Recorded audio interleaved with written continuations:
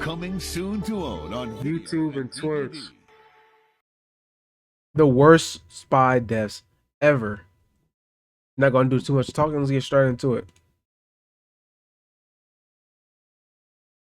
Polonium poisoning in London. On November 1st, Polonium? 2006, a former FSB The fuck is officer polonium? met two men at the Millennium Hotel in central London. He was a former officer of the FSB, Russia's intelligence service, who had fled to Britain years earlier. He had become one of the Kremlin's most vocal critics, writing articles and giving interviews that accused Russian officials of corruption and wrongdoing. Hold on.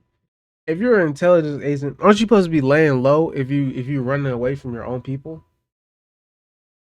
That made no That sense. afternoon, he sat down in the hotel's Pine Bar with two Russian contacts he had known from his days in intelligence. They ordered tea. He drank from a white ceramic teapot. The liquid was colorless, odorless, and tasted normal. Within 8 hours, he began vomiting. At first, doctors suspected food poisoning, but his condition worsened rapidly. His white blood cell count plummeted. His immune system collapsed. Hair began falling from his head in clumps. Medical teams could not identify what was killing him. Tests came back negative for common poisons. It was not until days later that scientists discovered traces of polonium-210 in his urine.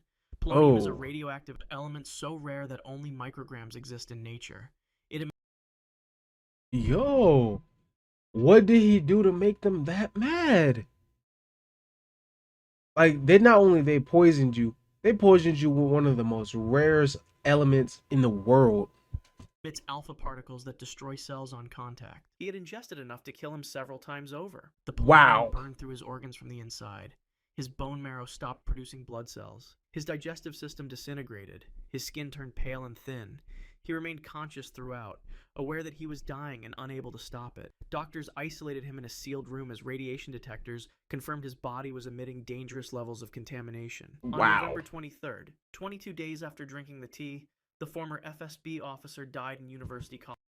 Yo, how much do you have to hate somebody to use that rare of an element on somebody that can kill them 7 times over and make them suffer for 22 days straight? College hospital. Before his death, he gave a statement accusing Russian President Vladimir Putin of ordering his murder. Investigators later found radioactive traces across London, in hotels, restaurants, and even on British Airways aircraft. The two Russian contacts fled to Russia and were never extradited. Killed by a ricin umbrella pellet. On September 7th, 1978, a Bulgarian novelist and journalist waited at a bus stop on Waterloo Bridge in London. He was a Bulgarian novelist and journalist who had defected to the West years earlier. He worked for the BBC World Service and Radio Free Europe, broadcasting reports that criticized the Bulgarian communist government. That afternoon, as crowds moved past him on the bridge, he felt a sharp sting in the back of his right thigh. He turned and saw a man picking up an umbrella from the ground. The man apologized in a foreign accent, then quickly hailed a taxi and disappeared. He thought little of it. By that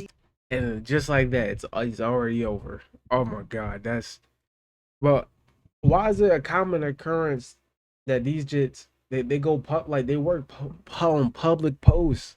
evening, he developed a high fever. The small puncture wound on his leg became inflamed and painful. He went to the hospital, where doctors initially suspected an infection, but his condition deteriorated rapidly. His temperature spiked above 104 degrees. His white blood cell count dropped to dangerous levels. His heart struggled to maintain rhythm. Within 48 hours, his kidneys began shutting down. He vomited repeatedly and could not keep fluids in his body. Doctors worked frantically to stabilize him, but they had no idea what was causing the organ failure. He remained conscious enough to tell them about the umbrella sting. On September 11th, 4 days after the attack, the Bulgarian novelist and journalist died. An autopsy revealed a tiny metallic pellet embedded in his thigh, measuring just 1.52 millimeters in diameter. The pellet had 2 microscopic holes drilled into it, designed to hold a toxin. Forensic scientists identified the substance as ricin, a poison derived from castor beans that has no known antidote. Ricin works by stopping protein production in cells, causing organs to fail one by one. The assassination was traced to the Bulgarian secret police working with assistance from the Soviet KGB. The man with the umbrella was never identified or caught. Public hanging. After deep cover espionage. Alright. Public hanging?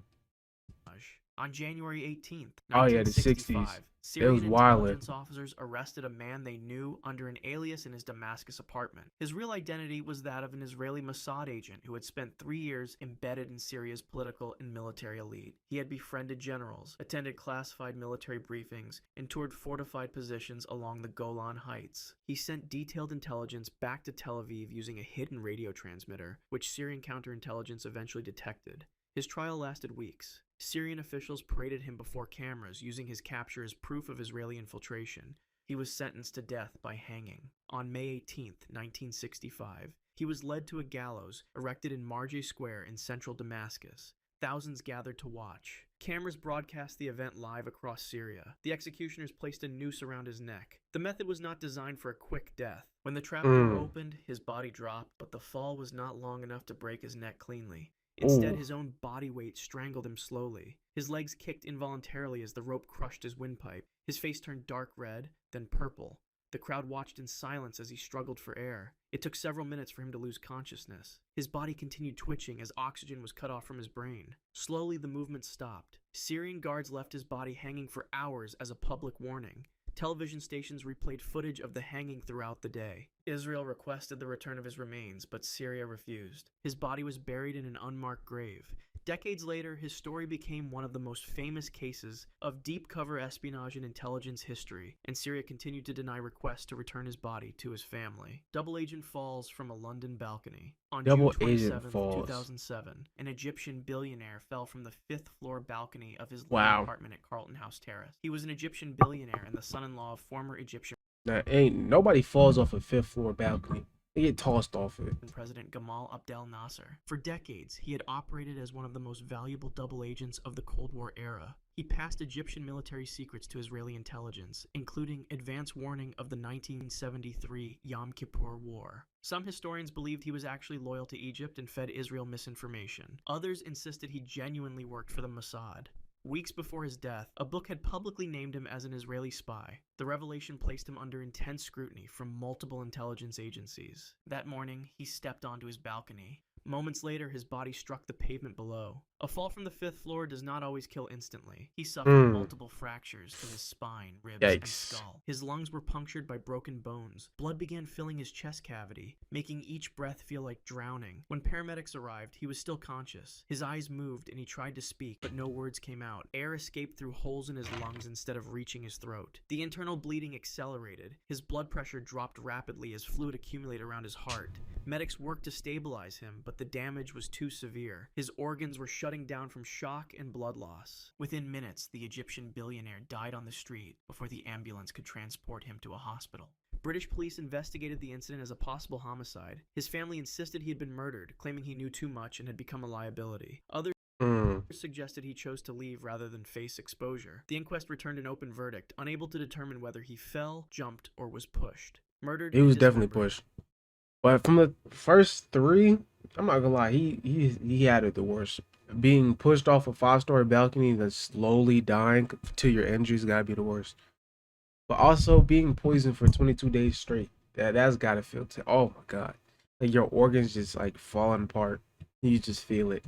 In a consulate. On October 2nd, 2018, a journalist entered the Saudi consulate in Istanbul to collect documents for his upcoming marriage. He was a journalist and former Saudi intelligence insider who had become a prominent critic of the Saudi government. He wrote columns for the Washington Post that questioned Crown Prince Mohammed bin Salman's policies. His fiancée waited outside he was the asking building as he for went in. Inside, a 15-man team had arrived hours earlier on 2 private jets from Riyadh. The group included intelligence operatives, forensic specialists, and a doctor who brought a bone saw. He was grabbed immediately as he entered. He struggled, but he was outnumbered. The team injected him with a sedative to weaken his resistance, but he remained conscious. Turkish intelligence later recovered audio recordings from listening devices inside the consulate. The recordings captured his voice as he realized what was happening. He fought for air as a plastic bag was placed over his head. The suffocation was not instant. He could hear his own choking sounds and the voices of the men around him. His lungs burned as he tried to pull oxygen through the sealed plastic. It took 7 minutes for him to stop breathing. Afterward, but like I feel like if someone puts a plastic bag on your head, depending on how loose the bag is, like if it's a tight bag around your neck, I feel like you could like and just bite it with your teeth. The team dismembered his body to remove it from the building. The forensic specialist worked methodically while the others cleaned the scene. Outside, his fiancée continued waiting, unaware of what had occurred Yikes. inside. She stood at the consulate entrance for 11 hours before leaving. His body was 11 never recovered. hours? Turkish authorities released details of the audio evidence which confirmed premeditated involvement. Saudi Arabia initially denied any knowledge, then claimed he died in a fistfight, before finally acknowledging it was a planned operation. Several members How you gonna say you had no history of it, and then you're gonna say, oh, he died in the fist fight, but his body just got dismembered? Yeah, did somebody hit him so hard his limbs just popped right off? of the hit squad were later tried in Saudi courts, though the masterminds faced no consequences. VX nerve agent attack in an airport. On February 13th, Oh, I heard this story before. I think this is, I forgot, it's an Asian country. I think it's Singapore. They got two Singapore ladies, and they acted like they were like doing this YouTube prank where they would go around and just like throw like a cloth over somebody's mouth. And it was like this dude was supposed to be, I forgot who he was, but I think he was like not a leader, but like a government, like a politic guy. They threw the mask over his face, not knowing. No, they threw something on him, not knowing it had poison on it.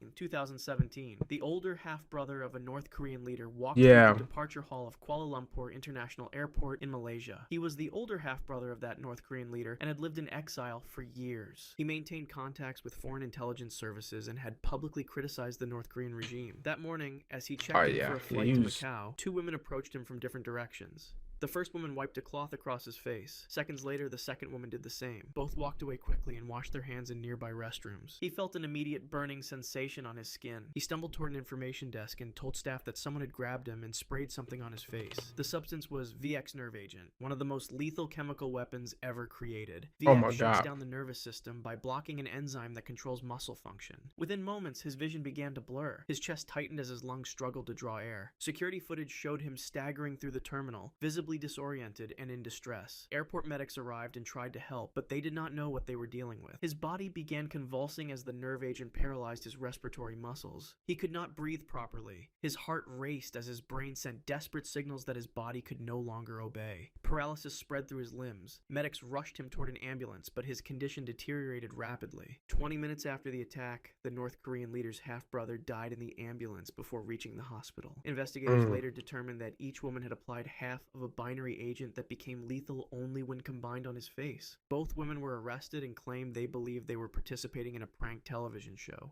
North Korea denied any involvement in the assassination. CIA So he didn't go through the full story of that. But they're two women. They're not North Korean women. They're like women, I think, from Singapore or Taiwan. And that wasn't the first time they did that prank. They were going around doing it to other people, but the people, oh, let me not say that. Allegedly, the second part, Korea people, when they was doing to the brother, that's when they put the nerve agent on the stuff, like on their hands and stuff. So they didn't know. A scientist falls from a hotel window. On November 28, 1953, a CIA biochemist crashed through the closed window of room 1018A at the Yeah, Statler Hotel. nobody in New York crashed City. through a He was window. a biochemist working for the CIA's Special Operations Division, which developed biological weapons and interrogation techniques. 9 days earlier, he had attended a retreat at Deep Creek Lodge in Maryland with other CIA scientists. During that meeting, his supervisor secretly dosed his after-dinner drink with rainbow candy as part of the MK Ultra program. He had no idea he had been drugged. The effects were severe. He became paranoid and anxious, convinced that his colleagues were plotting against him. He told his wife he had made a terrible mistake at work and wanted to resign from the program. The CIA sent him to New York with a handler, officially to see a psychiatrist, but also to keep him under watch. At 2:30 in the morning, he ran toward the window. His body crashed through the glass pane, and he plummeted 13 floors to the sidewalk below. Ooh. The fall So they drugged him so he went crazy. shattered bones throughout his body. His skull fractured on impact. Glass from the Oh. window had cut deep lacerations across his face and arms. When police arrived, he was still alive. Blood filled his lungs, Ooh. making each breath a gurgling struggle. He tried to speak, but could not form words. His handler was in the room when it happened. The handler called his CIA supervisor before calling the front desk. The biochemist died on the pavement within minutes. The official story called it self-unaliving triggered by depression. His family accepted this explanation for 22 years. years. In 1975, documents revealed the rainbow candy dosing. His body was exhumed in 1994. A new autopsy found blunt force trauma to his head consistent with a blow before the fall, suggesting he may have been struck unconscious and thrown from the window. Definitely. Hanged after exposing Nazi secrets.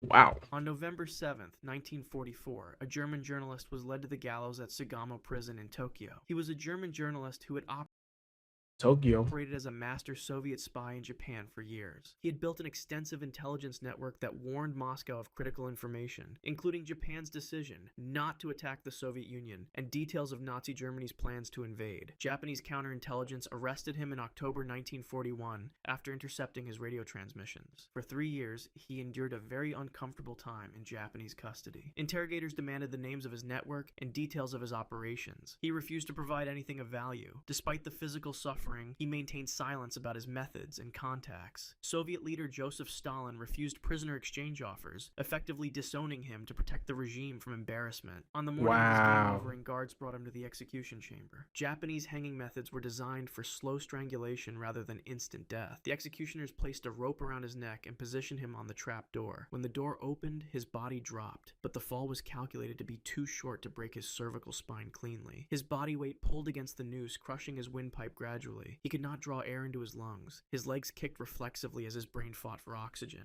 The guards watched without expression as the strangulation continued. His face darkened as blood flow was restricted. Consciousness began fading in waves, moments of clarity alternating with blackness. It took 4 to 5 minutes for the 4 to 5 minutes of being hanged?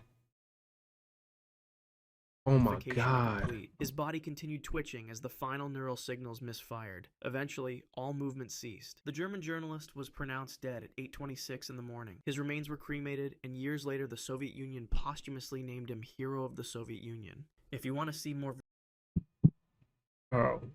Being hung for 4 to 5 minutes before you die. Oh my God. But that was the worst spy deaths ever. Let me know how y'all feel about it down below. With that being said, I see y'all boys later, dude. I'm not trying to score. Your heart's an open door. I got the key. I'm trying to keep composure and some more. I know you want some more. Oh, oh. Can your body hear me? Want you to feel me?